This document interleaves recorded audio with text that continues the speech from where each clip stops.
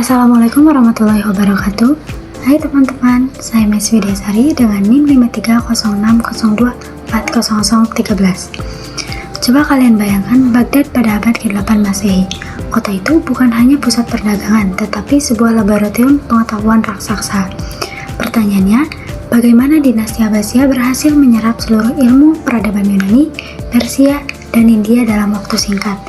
Apa yang memicu revolusi pemikiran yang dikenal sebagai gerakan penerjemahan itu? Nah, dalam sesi ini kita akan menelusuri akar sejarah dan motivasi yang melahirkan gerakan penerjemahan terbesar yang pernah ada. Gerakan penerjemah besar-besaran, gerbang menuju zaman keemasan. Peradaban Islam mencapai puncak kejayaannya pada masa dinasti Abbasiyah sekitar 750-1258 Masehi yang dikenal sebagai zaman keemasan Islam. Periode ini ditandai dengan kemajuan luar biasa dalam ilmu pengetahuan, teknologi, dan budaya.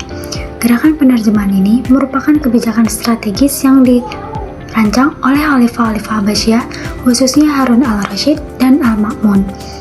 Munculnya gerakan penerjemah besar-besaran pada masa dinasti Abbasiyah tidak terjadi dalam ruang hampa, melainkan merupakan hasil dari berbagai faktor yang saling terkait dan mendukung. Secara historis, ekspansi Islam yang pesat pada abad ke-7 dan ke-8 membawa umat muslim bersentuhan dengan berbagai peradaban maju seperti Bizantium, Persia, Sasanid, dan India, di mana saat itu terjadi penaklukan wilayah-wilayah yang membuka akses geografis, serta akses intelektual terhadap warisan pengetahuan yang telah berkembang selama berabad-abad. Mazhab teologi Mu'tazilah yang dominan pada masa Al-Ma'mun mendorong penggunaan akal dalam memahami agama. Hal ini menciptakan iklim intelektual yang mendukung rasionalisme dan filosofi Yunani. Kehadiran komunitas Persia, Arab, Turki, dan berbagai kelompok etnis lainnya menciptakan lingkungan yang kondusif untuk dialog antar budaya. Serta kondisi ekonomi yang makmur pada masa awal Abbasiyah memungkinkan alokasi sumber daya yang besar untuk proyek-proyek intelektual termasuk membayar honorarium yang menarik bagi para penerjemah.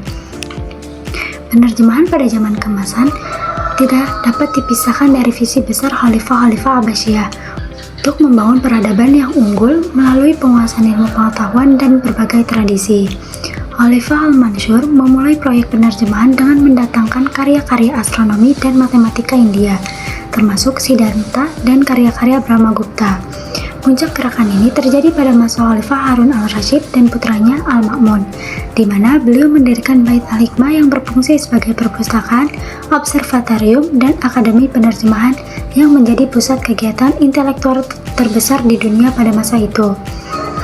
Proses penerjemahan berlangsung melalui beberapa tahap sistematis. Yang pertama, pencarian dan pengumpulan manuskrip dari berbagai wilayah melalui misi diplomatik dan perdagangan. Yang kedua, seleksi karya berdasarkan relevansi dan kualitas dengan melibatkan para ahli dari berbagai bidang. Yang ketiga, proses penerjemahan yang melibatkan tim multidisiplin yang terdiri dari penerjemah utama, ahli bahasa, dan spesialis bidang keilmuan. Yang keempat, revisi dan penyempurnaan terjemahan melalui diskusi ilmiah. Gerakan penerjemahan melahirkan banyak tokoh brilian yang berkontribusi signifikan bagi transfer pengetahuan antar peradaban. Yang pertama, Hunain ibnu Ishaq dikenal sebagai maestro penerjemah yang menguasai bahasa Arab, Yunani, Persia, dan Suryani. Yang kedua, Thabit ibnu Qurra merupakan penerjemah karya-karya matematika dan astronomi Yunani. Yang ketiga, Yuhanna ibnu Masawah dikenal karena kontribusinya dalam penerjemahan teks-teks kedokteran. Beliau juga direktur pertama Bait al-Hikmah. Yang keempat, keluarga Banu Musa bersaudara, Muhammad, Ahmad, dan Hasan. Mereka menerjemahkan karya-karya matematika Yunani dan mengembangkan berbagai instrumen mekanik yang canggih. Gerakan penerjemah memberikan dampak transformatif bagi peradaban Islam dan dunia. Dalam bidang ilmu pengetahuan, penerjemahan karya-karya Yunani, India, dan Persia memberikan fondasi bagi pengembangan ilmu-ilmu seperti kedokteran, astronomi, matematika, filsafat, dan kimia. Gerakan penerjemahan tidak hanya menghasilkan pengetahuan, tetapi juga metodologi berpikir yang sistematis dan kritis. Intinya, gerakan penerjemahan bukan sekedar transfer data. Mereka mengambil nalar kritis Yunani dan empirisme India, lalu menyelaraskan dengan prinsip Islam. Pelajaran untuk kita, Peradaban yang maju adalah peradaban yang berani belajar dari siapapun dan berani mengoreksi siapapun. Jangan hanya menjadi pengumpul ilmu, tapi jadi pengembang metodologi. Nah, sekarang bagaimana kita hari ini bisa meniru semangat Bait Al-Hikmah di era digital?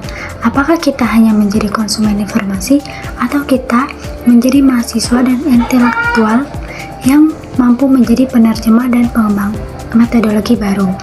Tuliskan pandangan kalian di kolom komentar di bawah. Apa gerakan penerjemah yang paling dibutuhkan peradaban kita saat ini?